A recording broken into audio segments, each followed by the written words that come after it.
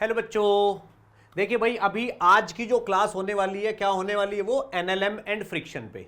तो बेटा ये जो अभी सेशन होने वाला है, इस सेशन में मैं आपको एनएलएम और फ्रिक्शन का एक एक फॉर्मूला एक्सप्लेन करूंगा, एक एक कॉन्सेप्ट एक्सप्लेन करूंगा। और ये मैंने जो मतलब पूरा फोकस मेरा इस चीज पे है इस सेशन में कि जो क्वेश्चंस लास्ट 15 to 16 ईयर्स में, यानी कि समझ लो 2008, 9, 10 के बाद नीट में आए हुए हैं वो टॉपिक, उन्हीं टॉपिक पे मैंने फोकस किया है। ठीक है, तो बच्चों अगर आप इस सेशन को कर लोगे तो एनएलएम और फ्रिक्शन का आपसे कोई भी क्वेश्चन नहीं छूटेगा। और इस टॉपिक में से मिनिमम 2 क्वेश्चन तो हर साल आते ही आते हैं, यानी कि अगर आपने ये सेशन कर लिया तो आपके प्लस के 8 मार्क्स पक्के हैं।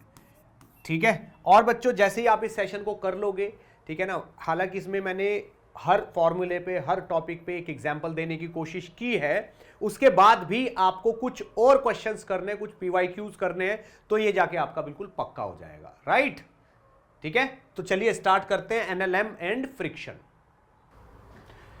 Next is Newton's law of motion. ठीक है, इस पे भी बहुत सारे सवाल मैं लेके आया हूं। First law of motion, second law of motion, third law of motion, weighing machine का कॉन्सेप्ट, स्प्रिंग का कॉन्सेप्ट, स्प्रिंग की प्रॉपर्टी, ठीक है ना, सीरीज कॉम्बिनेशन स्प्रिंग का, और वेज कंस्ट्रेंट भी बताऊंगा मैं आपको।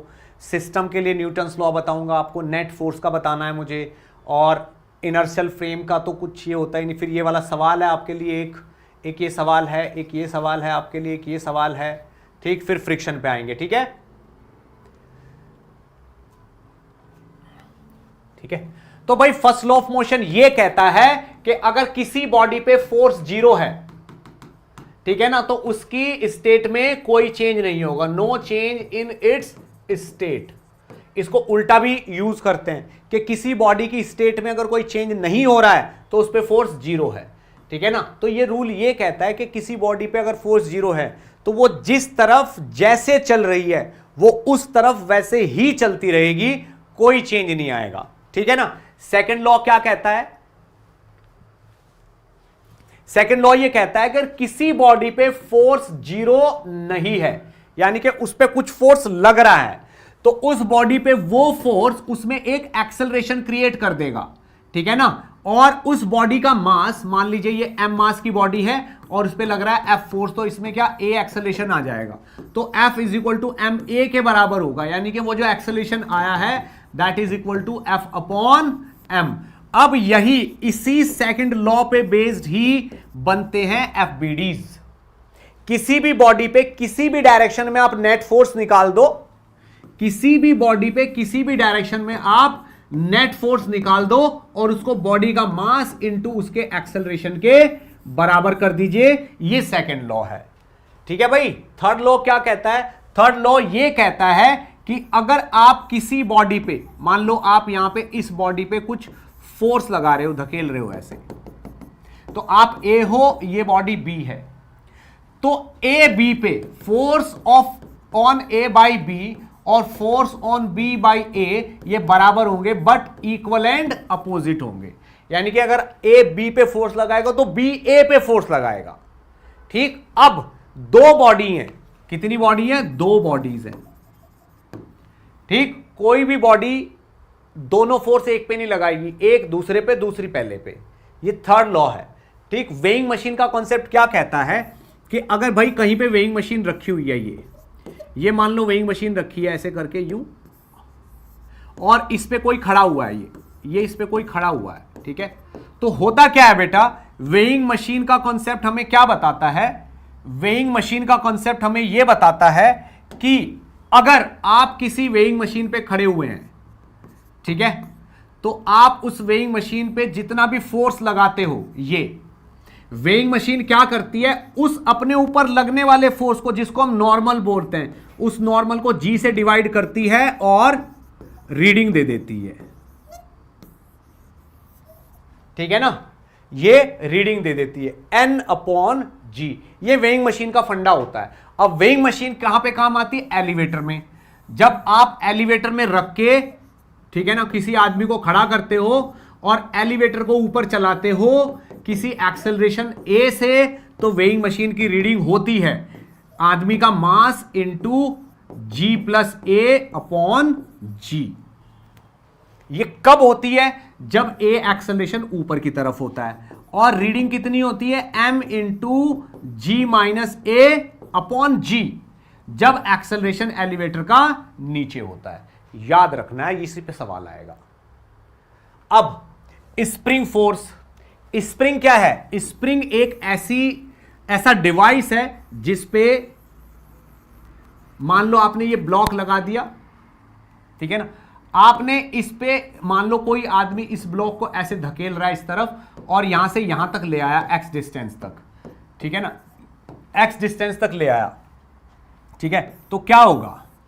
ये वाला स्प्रिंग थोड़ा ऐसे दब जाएगा और ये ब्लॉक यहां आ जाएगा, ठीक, और ये आदमी समझ लो इसको इस तरीके से धकेल रहा है और यहां से लेके यहां तक की डिस्टेंस कितनी है? एक्स। तो स्प्रिंग क्या करेगा?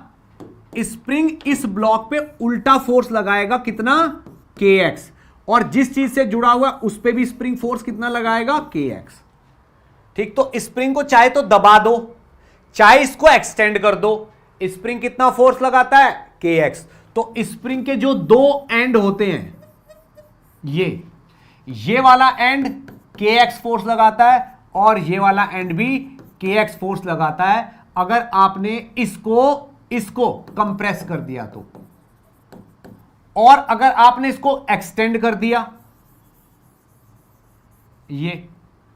तो ये वाला एंड अंदर की तरफ फोर्स लगाएगा के एक्स और ये वाला एंड भी अंदर की तरफ फोर्स लगाएगा के एक्स। अगर आपने इसको एक्सपेंड कर दिया तो ये स्प्रिंग का फंडा है। स्प्रिंग फोर्स ऑलवेज या तो स्प्रिंग अगर एक्सपेंड कर दिया तो अपनी तरफ खींचेगा, अगर आपने दबा दिया तो बाहर की तरफ धकेलेगा, लेकिन कितना होगा?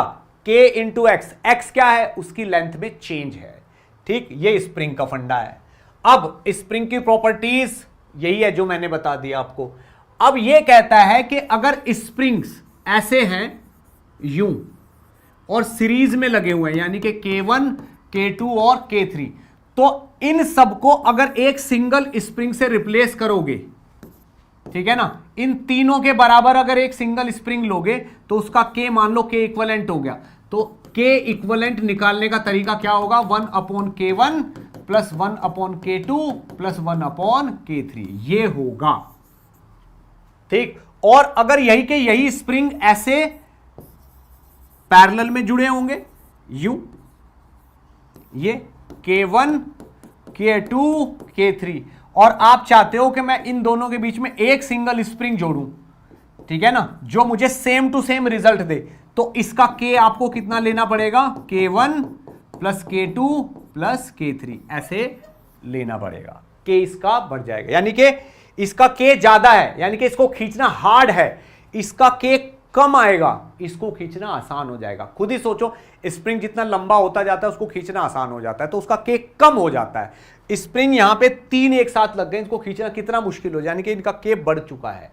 तो सीरीज और पैरेलल कॉम्बिनेशन में के का ये होता है वेज कंस्ट्रेन। पहले मुझे इस पे एक आध सवाल जरूर कराना चाहिए आपको, ठीक है, एक सवाल यहां पे जरूर कराना चाहिए। देखिए क्या बात को समझना है। एक ये मैंने स्प्रिंग लटकाया यूं एक, और इस पे ये m मास लटका दिया, तो वो कह रहा है कि इस m मास ने इसको 10 सेंटीमीटर एक्सटेंड कर दिया। अब मैंने क्या किए? इसके 2 पीस कर दिए, 2 इक्वल पीसेस कर दिए, और इनको यहां पे एक पीस को ऐसे लटका दिया और दूसरे पीस को ऐसे लटका के यहां पे ये सेम मास लटकाया मैंने, सेम मास m। तो आप मुझे बताइए ये कितना एक्सटेंड होगा सेम मास से? अब ये कितना एक्सटेंड होगा? 2 इक्वल पीसेस किए मैंने इसके, ठीक है, तो कितना होगा ये?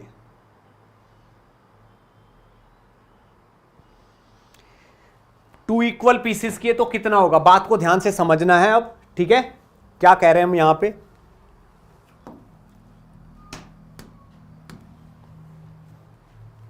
अगर इसके मैंने 2 इक्वल पीसेस किए तो भाई याद रखो हमेशा, अगर स्प्रिंग को आपने बिल्कुल बराबर बराबर काट दिया और इसका कोफिशिएंट पहले k है, तो ये अगर 10 सेंटीमीटर है तो mg इज इक्वल टू के एक्स होगा, तो यहां पे mg इज इक्वल टू के इंटू 10 होगा।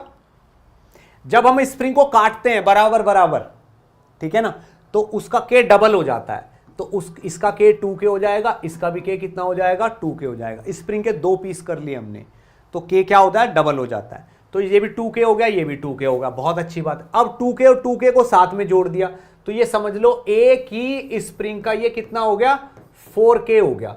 अब उस पे आपने m मास लटका दिया, ठीक है ना, तो इसका x कितना आएगा, इसका mg इज इक्वल टू नया वाला k dash into x dash आएगा। तो mg is equal to k dash की वैल्यू कितनी है 4k into x dash.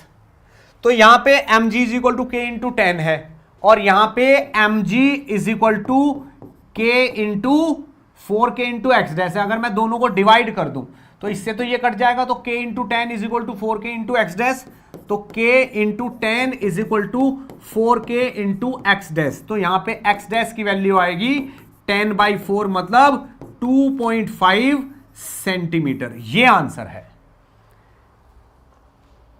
2.5 centimetre answer है। बस यही तो बात है, यही बात है। जितने लोगों ने इसका आंसर गलत दिया है उनको यह सीखने की जरूरत है कि जब स्प्रिंग को यूं कट करेंगे यहां से, भाई यहां से स्प्रिंग को कट भी तो करेंगे ना ऐसे। इस स्प्रिंग को हमने क्या किया है कट किया है पहले, यहां से पहले इसको कट करेंगे तो आधा इधर हो जाएगा। उनका भी तो के बदलेगा, स्प्रिंग जैसे ही कटता है उसका के बदल जाता है, ठीक है, उसका के बदल जाता है। जितना छोटा होता जाएगा के उतना बड़ा होता जाएगा, ठीक है ना। सर कैसे पता आपको कि 2k बेटा मुझे पता है, आप चेक करके देख लो। आप देखो 1/2k प्लस 2k ये कितना हो जाएगा, हाँ ये सीरीज में ना, अगर इन दोनों को 2k को वापस सीरीज में लगा दिया जाए तो ये बन जाएगा। तो 1/2k प्लस 1/2k के इक्वलेंट आ गया, तो 2/2k is equal to 1/k equivalent, के की वैल्यू k आ गई, यही वाला k आ गया। देखो तो बिल्कुल सही किया मैंने, 2k होगा, ठीक। अगर आपको इसको और बढ़िया से पढ़ना है तो एक फॉर्मूला बता देता हूं मैं आपको, ठीक है ना, ध्यान से सुनना कि अगर भाई कोई स्प्रिंग है इस तरीके से, ये कोई स्प्रिंग है और इसको कोई हमें कहता है कि भाई हम तो इसको यहां से काटना चाहते हैं, इस जगह से हम इसको काटना चाहते हैं, तो ये वाला रेशो A/B है और इसका कोफिशिएंट K0 है। तो जो ये पीस बनेंगे, ठीक है ना, तो भाई एक पीस तो ये वाला बनेगा ये, और दूसरा पीस ये वाला बनेगा। तो मान लो इस पीस का तो KA हो गया और इस पीस का हो गया KB, तो और इसका कितना था K0 था, जब ये पूरा कंबाइंड था तो K0 था। तो फॉर्मूला क्या कहता है कि KA की वैल्यू आएगी A+B/A इंटू K0, KB की वैल्यू आएगी A+B/B इंटू K0। भाई ये फॉर्मूला है जब स्प्रिंग को कट करते हैं। तो मैंने जो स्प्रिंग कट किया है, मैंने जो ऐसे वाले को बिल्कुल बीच में से कट किया है, तो मैंने उसको 1/1 में डिवाइड किया है। तो इधर वाले का KB हो गया, इधर वाले का KA हो गया, और इसका पूरा स्टार्टिंग में कितना है K। तो अगर मैं KA निकालूंगा तो A+B यानी कि 1 + 1/A 1 इंटू K, तो KA आपका 2K हो गया, ये लो। अगर इधर निकालूंगा तो 1 + 1 इसका कितना है 1 इंटू K, इसका KB भी आपका 2K हो गया, ये लो। इस तरीके से आपको 2K मिल गया। एक स्प्रिंग को बिल्कुल बीच में से काटेंगे तो AB की वैल्यू सेम आएगी 1 तो A+B/A इंटू K तो 2K हो गया, A+B/B इंटू K तो 2K हो गया। तो बीच में से काटते हैं तो 2K और 2K हो जाता है अगर इनिशियली K है तो। पिछला सवाल पूरा डन हो गया, आपको मैंने फंडा भी बता दिया, राइट बेटा। चलो वेज कंस्ट्रेंट, वेज कंस्ट्रेंट क्या कहता है, बस एक ही बात है जो ध्यान रखनी है। वेज कंस्ट्रेंट पे मुश्किल से ही सवाल आता है, बट यहां पे बताना बहुत जरूरी है कि अगर भाई ये दीवार है, यहां पे इस तरीके से ये कोई दीवार है और यहां पे एक ब्लॉक ऐसे ट्रायंगुलर ब्लॉक यहां पे यूं आपके पास खड़ा हुआ है ऐसे, ठीक। तो रूल क्या कहता है कि अगर भाई यहां पे एक इस तरीके का मैंने ये ब्लॉक फंसा दिया यहां पे यूं ऐसे, और ये वाला एंगल थीटा है, ठीक। तो इसका एक्सेलरेशन अगर A है तो इसका एक्सेलरेशन नीचे की तरफ, इसका एक्सेलरेशन नीचे की तरफ a tan थीटा होगा। बस ये वेज कंस्ट्रेन है, क्योंकि इसको मैं पीछे खींचूंगा तो ये नीचे गिरेगा, इसको पीछे खींचूंगा तो ये नीचे गिरेगा। सोच के देखो, इसको अगर मैं पीछे खींचूंगा तो ये नीचे गिरेगा, तो इसको इस तरफ खींचने से इसका एक्सेलरेशन नीचे की तरफ आएगा, कितना, a tan थीटा।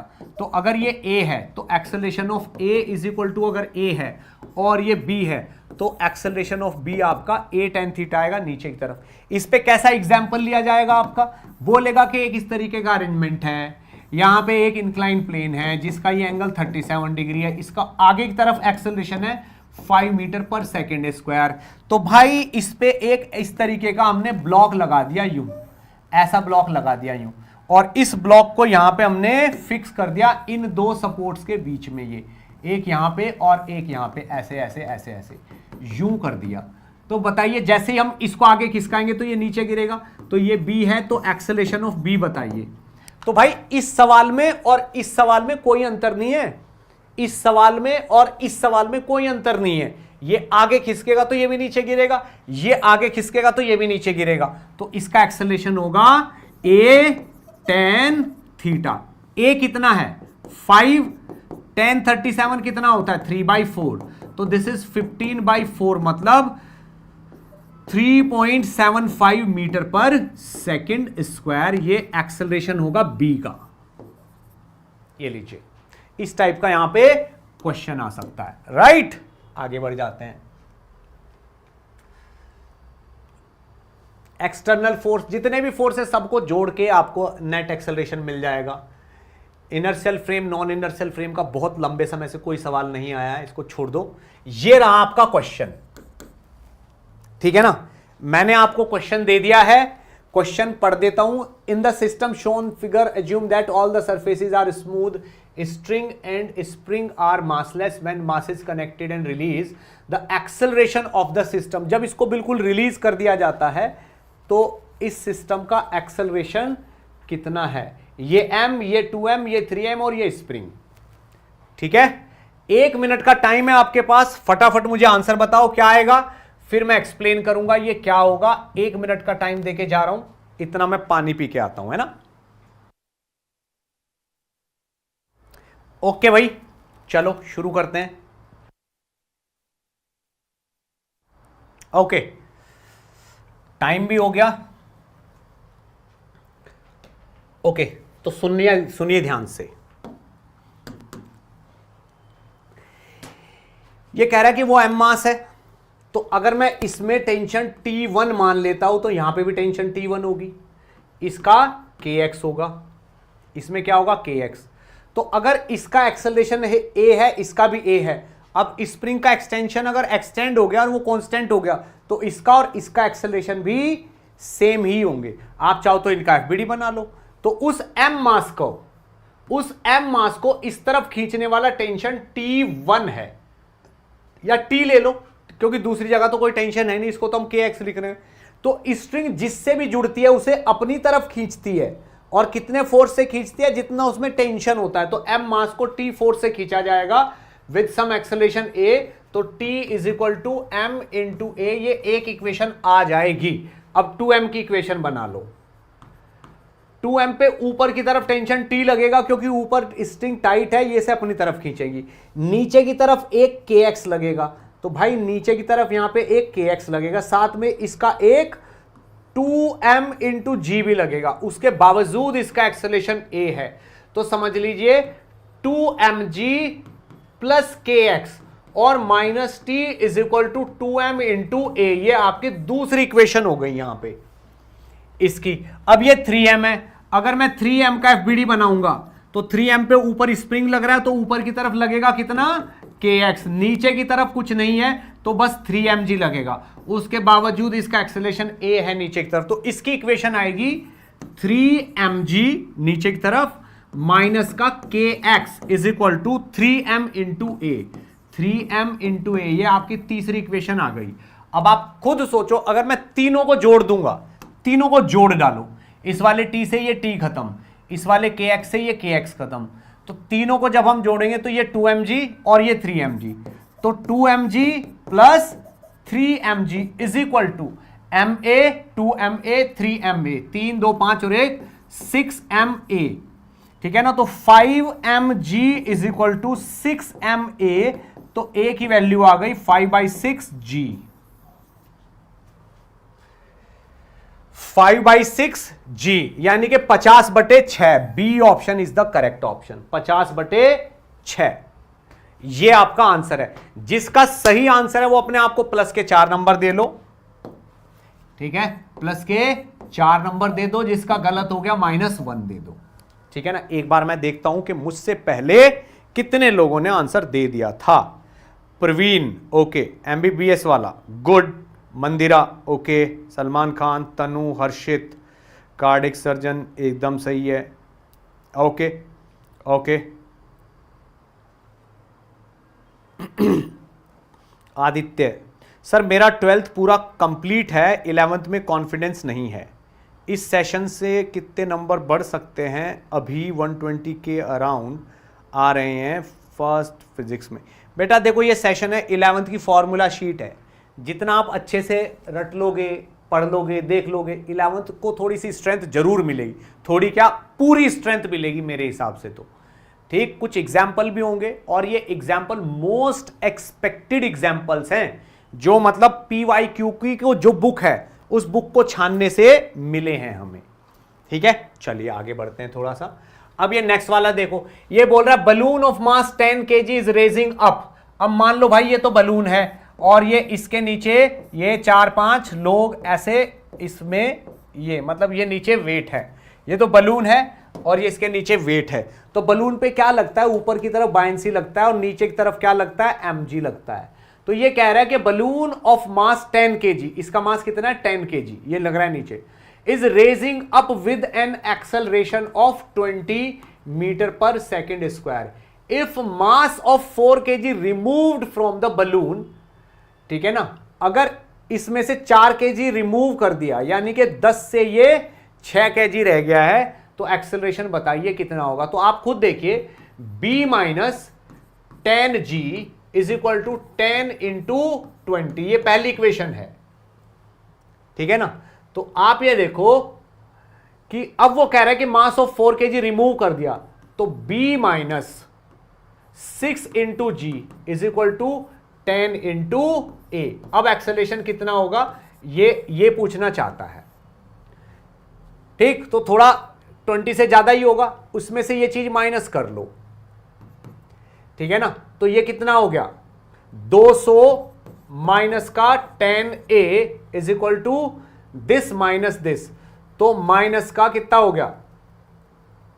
माइनस का 4g हो गया ये। तो भाई 10a इज इक्वल टू 200 और प्लस का 4g, यानी कि 240 इज इक्वल टू 10a। तो यहां से a की वैल्यू कितनी आ गई? 24। कुछ गलती कर दी क्या हमने? कहीं पे कुछ ना कुछ तो मिस्टेक हो गई है। Balloon of mass 10 kg is raising up with an acceleration of 20। Okay, तो ऊपर की तरफ बायंसी b लग रहा है, 10g लग रहा है, नीचे b minus 10g is equal to 10 into a। बिल्कुल सही बात है। If a mass of 4 kg is removed from the balloon, अब बलून 10 का था, उसमें से 4 kg माइनस कर दिया, तो अब उस पर 6 बच रहा है, तो b minus 6g is equal to 10। ये 6 आएगा, बस एक गलती कर दी हमने यहां पे, ये 10 के बजाय कितना कर दिया? 6 करना था हमें। तो 6g is equal to 6 into a, ठीक है। तो 200 माइनस 6a, ठीक है ना, तो ये आपका 6a आएगा, ठीक है ना। तो 6a इज इक्वल टू 240, तो a की वैल्यू आ गई आपकी 240/6, तो ये आपका 40 आ गया। माय मिस्टेक, ये मेरी मिस्टेक है। तो a की वैल्यू कितनी आ गई? 40। a ऑप्शन यहां पे करेक्ट हो गया, ठीक। बहुत सारे बच्चों ने पहले ही आंसर दे दिया था, बट ये वाली चीज हमें पता होनी चाहिए कि भाई बलून क्या है, बलून पे बायंसी लगता है ऊपर, वही तो उसको ऊपर लेके जाता है, तो बायंसी तो उतना का उतना ही लगेगा। नीचे 10g के बजाय 6g आ गया, तो b minus 10g is equal to this, ये 6a 40 आ गया, राइट। चलिए आगे, ये वाला सवाल देखो, इसमें बोल रहा है block of mass 10 kg is suspended by 3 string as shown in this figure, the tension T2, ये वाला टेंशन T2 बताना है, ये 30 डिग्री, ये 60 डिग्री और ये 10 kg, इस T2 की वैल्यू बतानी है। तो बहुत ध्यान से सुनना भाई, एक इस तरीके का यहां पे ये लटका हुआ, तो मान लो इस तरफ का टेंशन कितना है T2 और इस तरफ का टेंशन कितना है T1, T3 है, ये कितना है T3 और ये वाला T1 है। तो भाई T1 की वैल्यू तो आपकी 10G होगी, 100 न्यूटन होगी, ये वाली वैल्यू कितनी होगी 100 न्यूटन नीचे की तरफ, और यही T1 है। तो अब बात को समझना है, T2 का ये वाला कंपोनेंट और T3 का ये वाला कंपोनेंट दोनों बराबर होंगे। क्यों? क्योंकि ना तो ये इधर जा रहा है ना इधर जा रहा है, यानी कि ये वाला कंपोनेंट और ये वाला कंपोनेंट बराबर है। तो T2 का अब ये वाला एंगल कितना है 60, तो ये भी 60 होगा, ये कितना है 30, तो ये भी 30 होगा। तो T2 का cos 60 बराबर होने T3 का cos 30। तो T2/2 is equal to T3 into √3/2, 2 से 2 कट गया, तो यहां से मेरे पास रिलेशन आता है कि T2 is equal to √3 into T3, ये एक रिलेशन आ गया, T2 is equal to √3 into T3। बहुत अच्छी बात है। अब ये कह रहा है कि T2 का ये वाला कंपोनेंट और T3 का ये वाला कंपोनेंट दोनों मिलके इसको बैलेंस कर रहे हैं। तो यहां पे आप देखो T2 का 60 है ना, तो साइन 60 प्लस T3 का sine 30 degree should be equal to 100 newton, ठीक है ना। तो T2 इंटू साइन 60 √3/2 हो गया, प्लस T3 को वहां से डाल दो, T2/√3 बाई T3 को हम क्या लिख सकते हैं T2/√3 इंटू साइन 30 जो कि 1/2 हो गया, इज इक्वल टू 100 हो गया। अब ये कितना हो गया भाई आपका, ये वाला 2 और ये वाला 2 उधर ले जाओ, तो ये हो गया आपका 200। तो T2 into √3 plus T2/√3 is equal to 200। तो यहां से कितना आ गया भाई, थोड़ा सा कुछ गड़बड़ हो गई क्या? T2 की वैल्यू ही तो जाननी है हमें।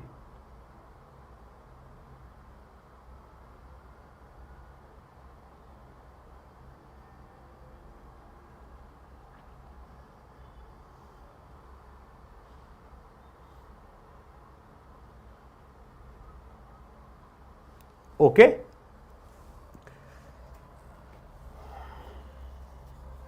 चलिए तो इसको सॉल्व करते हैं। T2 into √3 plus T2/√3 is equal to कितना हो गया 200। तो √3 की मल्टीप्लाई करो, 3T2 प्लस T2 और divided by √3 is equal to 200। तो यहां पे T2 की वैल्यू आ गई 200 √3 बटे 3T2 4T2 4 आ गया, तो 50 √3। T2 इज इक्वल टू आ गया आपका 50 √3, जो भी आंसर है वो ये है। 50 √3 कौन सा आंसर हो गया, ये हो गया डी। तो इस टाइप के सवाल भी आ जाते हैं भाई। अगर ये यहीं का यहीं है तो इसका ये वाला कंपोनेंट और ये वाले कंपोनेंट बराबर, अब इन दोनों का ये वाला कंपोनेंट इसको बैलेंस कर रहा है, तो यही मैंने सॉल्व किया और आंसर निकाल दिया।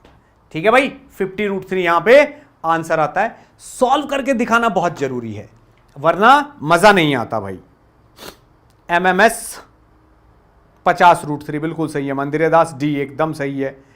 ओके, समर्णिका ए, अच्छा ऑप्शन ए। ओके भाई 50 √3 सही है इसमें आंसर, है ना। हाँ, बहुत जरूरी है क्वेश्चन सॉल्व होना। भैया ऐसे लटका हुआ है, ये नीचे वाले को ऊपर वाला बैलेंस करेगा, राइट वाले को लेफ्ट वाला करेगा, दोनों कर दिए हमने। ठीक है ना, ये बहुत सिंपल है, टेंशन निकालने वाला क्वेश्चन है ये। अब आती है बात फ्रिक्शन की।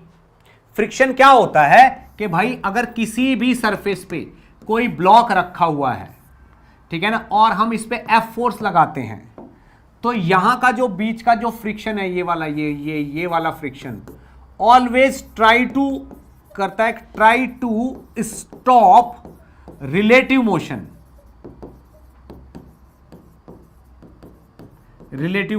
और try to stop sleeping. Slipping नहीं होनी चाहिए, बस स्लिप नहीं होना चाहिए। तो भाई अगर आप इसको इधर ले जाना चाहते हो तो ये ग्राउंड से इसको अलग नहीं होने देगा, तो ये फ्रिक्शन इसका अपोज करेगा और पीछे की तरफ लगेगा। ठीक, अब फ्रिक्शन दो टाइप के होते हैं, एक तो फ्रिक्शन स्टैटिक और फ्रिक्शन काइनेटिक। फ्रिक्शन स्टैटिक क्या लगता है, जीरो से म्यू इंटू एन के बीच में कुछ भी लगता है और ये वेरिएबल होता है। ठीक है ना। काइनेटिक फ्रिक्शन कांस्टेंट होता है और ऑलवेज एफ के म्यू इंटू एन के बराबर लगता है। अब काइनेटिक फ्रिक्शन लेते हैं तो इसको म्यू के लेंगे, स्टैटिक फ्रिक्शन लेंगे तो म्यू एस लेंगे।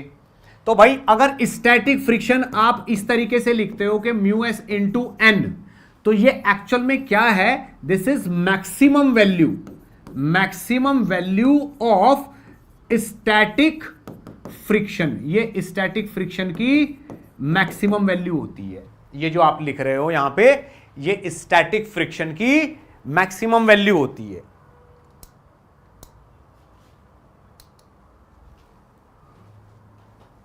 Okay, right. तो फ्रिक्शन ऑलवेज रिलेटिव मोशन का अपोज करता है, वो नहीं चाहता कि दो चीजें अलग अलग हो जाएं। भाई मोशन की डायरेक्शन में भी लग सकता है फ्रिक्शन और मोशन के अपोजिट भी लग सकता है, उसको बस ये वाली स्लिपिंग रोकनी है कि ये होनी नहीं चाहिए।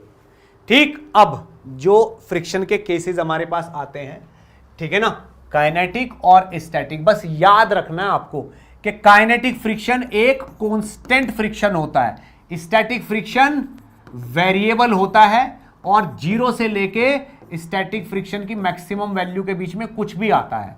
ठीक है ना। अब ये स्टैटिक फ्रिक्शन बराबर होता है अप्लाइड फोर्स के इफ बॉडी इज स्टेशनरी। अगर बॉडी स्टेशनरी है तो ये स्टैटिक फ्रिक्शन अप्लाइड फोर्स के बराबर होता है। अब अप्लाइड फोर्स आप जितना भी रखोगे उसके बराबर आ जाएगा ये। ठीक है। अब काइनेटिक फ्रिक्शन का फॉर्मूला ये होता ही है, स्टैटिक फ्रिक्शन में बोल ही दिया कि स्टैटिक फ्रिक्शन इसकी मैक्सिमम वैल्यू और जीरो के बीच में कितना भी हो सकता है। ठीक है। अब ये क्वेश्चन आ गया एक, चलो भाई देखो क्वेश्चन करते हैं।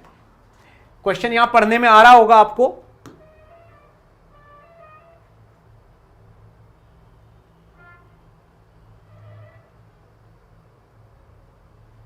ठीक है, अगर क्वेश्चन को थोड़ा बड़ा किया जाए तो, नहीं ज्यादा बड़ा हो गया ये।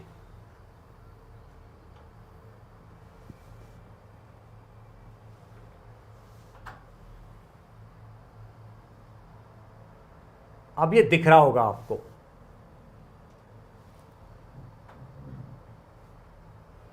ओके, ये देखो सवाल बोल रहा है 30 kg block rest on a horizontal rough surface. एक हॉरिजॉन्टल रफ सरफेस है, उस पे 30 kg का ब्लॉक रखा हुआ है on a rough horizontal surface. A force of 200 newton is applied on the block. इस ब्लॉक पे 200 न्यूटन का फोर्स लगता है।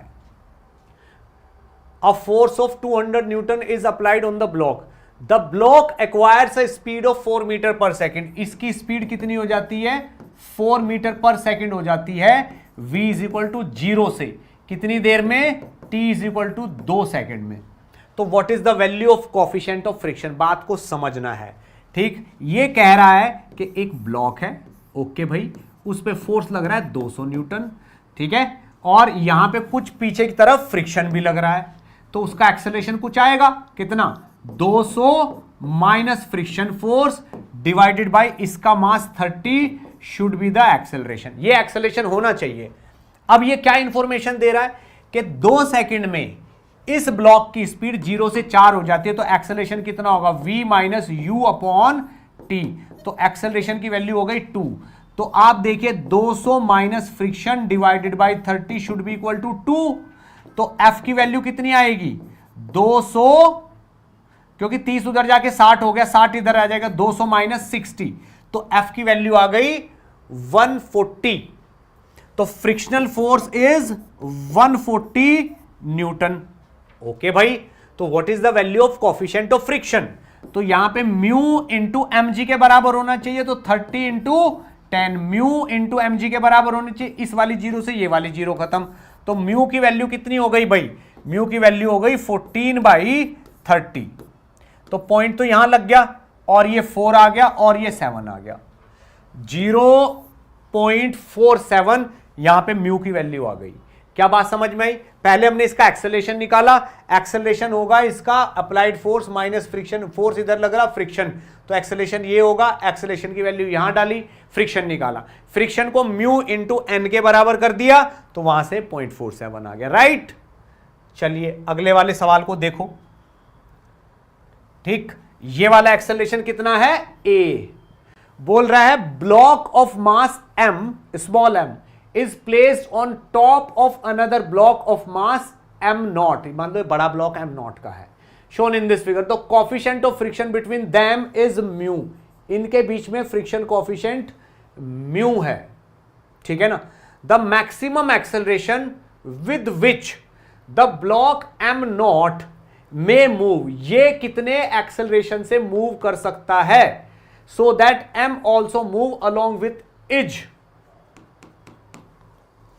इस एक्सेलरेशन की मैक्सिमम वैल्यू बतानी है। अब बच्चों मेरी बात पे बहुत ज्यादा ध्यान देना है, ये कह रहा है कि यहां पे फ्रिक्शन कोएफिशिएंट कितना है, म्यू, तो अगर मैं ऊपर वाले का एफबीडी बनाऊं स्मॉल m का, तो जब ये आगे चलेगा तो इस वाले m को भी तो यहां का फ्रिक्शन आगे लेके चलेगा, तो इस वाले पे फ्रिक्शन लगेगा आगे की तरफ, और इस पे फ्रिक्शन की मैक्सिमम वैल्यू कितनी हो सकती है, इस पे फ्रिक्शन की मैक्सिमम वैल्यू हो सकती है म्यू इंटू एन, यानी कि म्यू इंटू एम इंटू जी, ये फ्रिक्शन की मैक्सिमम वैल्यू हो सकती है। तो भाई इस m का तो एक ही सहारा है, इस m को आगे ले जाने वाला तो एक ही फोर्स है, वो कौन सा है, F, इनके बीच का फ्रिक्शन, तो इसका एक्सेलरेशन आगे की तरफ क्या होगा, F अपॉन m, तो mu m g upon m, यानी कि म्यू इंटू जी, इतना मैक्सिमम एक्सेलरेशन इसका हो सकता है।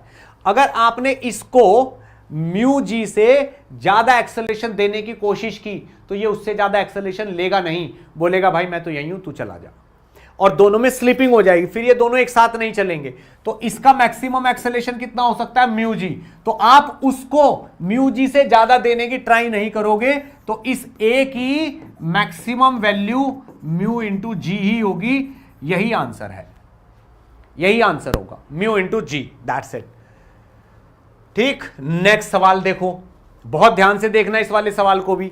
ये बोल रहा है ब्लॉक ऑफ वेट 5 न्यूटन, यानी कि इसका नीचे की तरफ mg जो है वो कितना है, 5 न्यूटन है, बहुत बढ़िया, mg कितना है, 5 न्यूटन है। Is pushed against a vertical wall by a force of 12 Newton, भाई ये वाला फोर्स कितना लग रहा है, 12 न्यूटन का, बहुत बढ़िया। तो यहां से नॉर्मल भी आपको 12 न्यूटन ही मिलेगा, बिल्कुल सही। The coefficient of friction between the wall and the block is 0.6, यहां का जो कॉफिशिएंट ऑफ फ्रिक्शन है इस जगह का, वो म्यू कितना है, 0.6। तो आप देखो जब नॉर्मल 12 न्यूटन है, ठीक है ना, म्यू 0.6 है, तो यहां पे जो फ्रिक्शन लग सकता है इस जगह का जो फ्रिक्शन है उसकी मैक्सिमम वैल्यू कितनी हो सकती है, म्यू इंटू एन, तो 0.6 इंटू 12, तो 7.2 न्यूटन फ्रिक्शन की मैक्सिमम वैल्यू हो सकती है, ठीक है ना। लेकिन भाई कितना चाहिए होता है, कितना लगता है, जितना चाहिए होता है। अब आप देखो इस ब्लॉक को रोकने वाला फ्रिक्शन तो 7.2 न्यूटन तक हो सकता है, लेकिन इसको नीचे खींचने वाला कितना है, 5 न्यूटन, तो ये रोकने वाला बस 5 न्यूटन ही लगेगा, 7.2 क्यों लगेगा, तो आंसर होगा यहां पे 5 न्यूटन, ये होगा। तो ये बोल रहा है ना the magnitude of the force exerted by the wall on the block, तो ये ब्लॉक क्या है, अगर इसको नीचे 5 न्यूटन खींच रहा है, रोकने वाला 7.2, तो ये रुका रहेगा, रुका रहेगा। अब अगर ये रुका हुआ है तो स्टेशनरी स्टेट में जो अप्लाइड फोर्स है उसके बराबर फ्रिक्शन होता है, तो अप्लाइड फोर्स तो इस डायरेक्शन में 5 न्यूटन है, तो फ्रिक्शन 5 न्यूटन होगा, इसलिए 5 आंसर होगा, राइट।